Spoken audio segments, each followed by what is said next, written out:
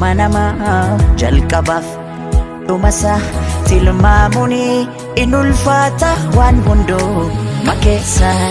Ilmi namaa daggala turee bulee dabala.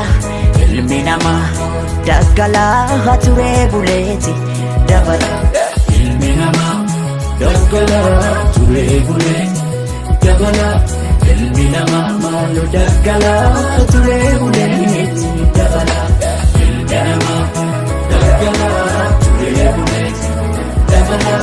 Ilmi namaa maaloo daggala turee buleeti dabala. Silaan akkuma keenyaatti dhala namaati isaanis har'aaf carraan gante haadhaaf abbaa dhabaniis haadhaaf abbaa dhabuun isaanii qooda Rabbiiti. Daa'imman kana gargaaruun qooda lammiiti. Ilmi namaa daggala turee bulee dabala. Ilmi namaa daggala turee buleeti dabala. Ilmi namaa daggala turee bulee dabala. Ilmi namaa maaloo daggala turee buleeti dabala. Ilmi namaa daggala turee buleeti dabala. Ilmi namaa maaloo daggala turee buleeti dabala. Daa'imman har'aa warra abdiin eegaree jiruu gadadootiin kophaa isaanii falmu.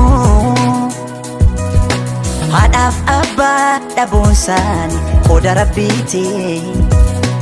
Daa'imman kana gargaaruun qooda lammiiti.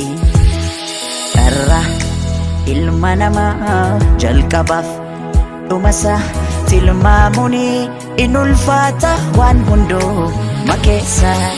Ilmi namaa daggala turee buleeti dabala. Ilmi namaa daggala turee buleeti dabala. Ilmi namaa daggala turee buleeti dabala. Ilmi namaa maaloo daggala turee buleeti dabala. Ilmi namaa daggala turee buleeti dabala.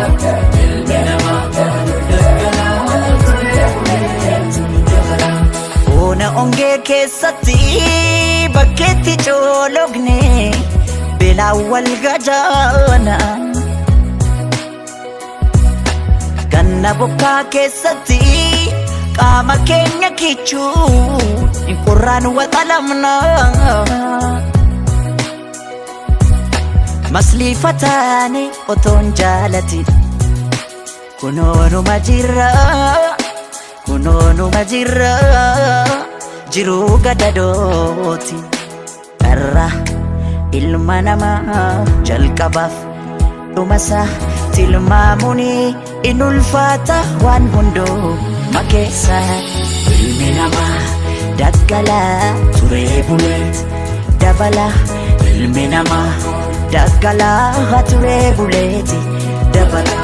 Ilmi namaa daggala turee buleeti dabala. Ilmi namaa maaloo daggala turee buleeti